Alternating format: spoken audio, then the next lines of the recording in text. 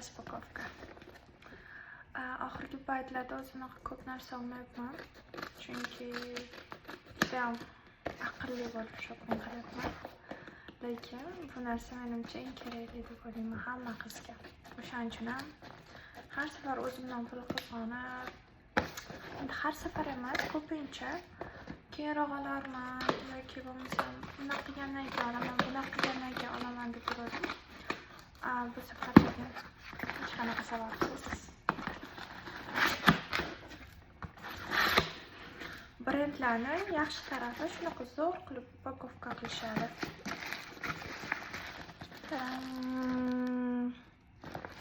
Eskilardan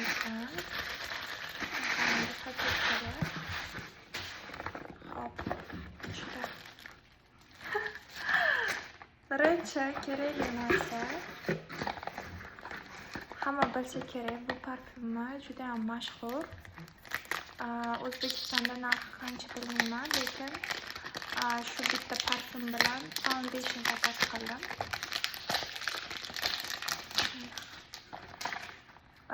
$274 shunaqa bo'ldi takslar bilan birga.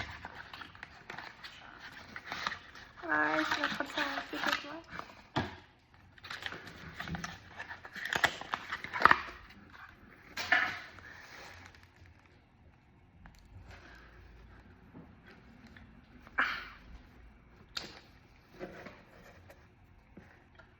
Sepib ko'ramiz. Hidi xuddi o'sha Sephora'da ko'rganim bilan bir xil. Birinchisi shunaqa parfyum Libere.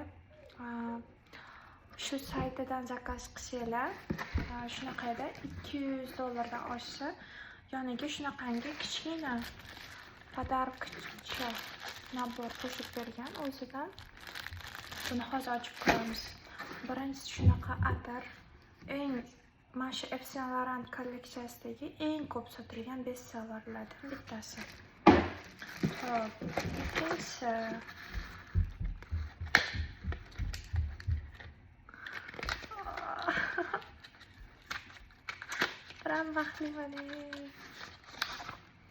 ikkinchisi bu ham Yves Saint Laurent eng zo'r shunaqa gaplarim bir-biriga chalqashib ketadi. Eng sifatli narsalardan brendlarning hamma narsasi ham yaxshi emas, lekin Yves Saint Laurent mana shu foundation bilan parfyumini hamma maqtaydi.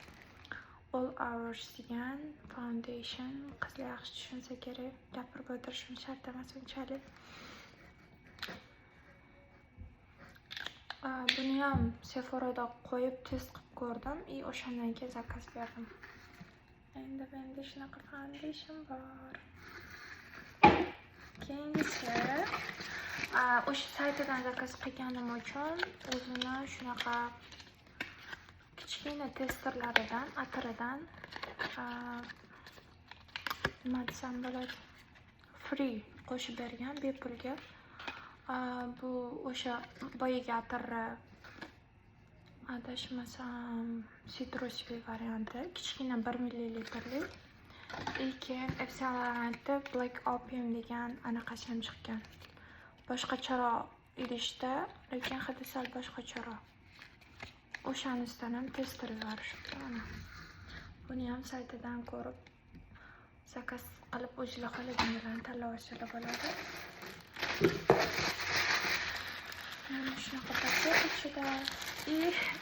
Men bu narsani kattaroq deb o'yladim, lekin juda ham kichkina ekan. Yves Saint Laurent'dan mana shunaqa o'zining kichkina kosmetichkasi, bu travel size. Biron joyga borsanglar, sayohatga o'zingizlar bilan olib ketsanglar, juda qulay, lekin juda chiroyli. Yumshoqqina, momiqqina. Xo'p, $200 dan ortiqqa narsa zakaz qilsanglar, men bu narsani tekinga o'zi qo'shib beradi. Bu har doim bir xil bo'lmaydi, har xil qilib saytni yangilab turishadi. Xo'p, birinchisi buni ichidan chiqargan narsalarni ko'ramiz hozir. Birinchisi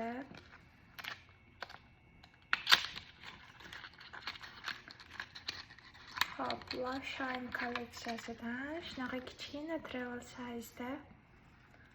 Wow. Shunaqa dahshat pomada.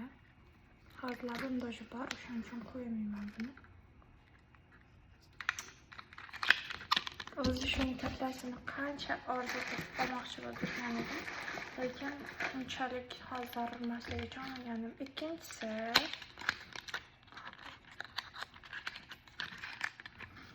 Ikkinchisi xuddi boyagi pomadani sal boshqacharoq rangi mana.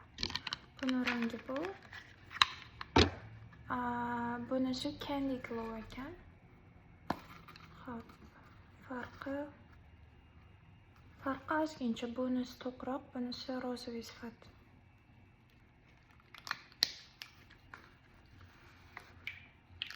Xo'p, keyingi narsa esa maskara. Tush bu ham shunaqa kichkina travel size'da. Endi sayohat qilish kerak buncha narsa bilan. Shunaqa kichkina tushini ham juda ko'pchilik maqtab yozishadi. Yaxshi deb. Xo'p, bunisi yuz uchun umuman kelgan. Clean Reboot Mousse deb yozib qo'yibdi. Xo'p, men bu kichkina atir, boyagi atirni mini sayzi mana. Bu katta 90 ml. Bu bo'lsa bunisi ko'rinmayapti, juda kichkina yozilgan. Bu shunaqa kichkinasi, babysi. Xo'p, keyin Myself degan muskul varianti bor buni. O'shandan ham tester yuborish mumkin. Kerak emas. Keyin yana bitta tester.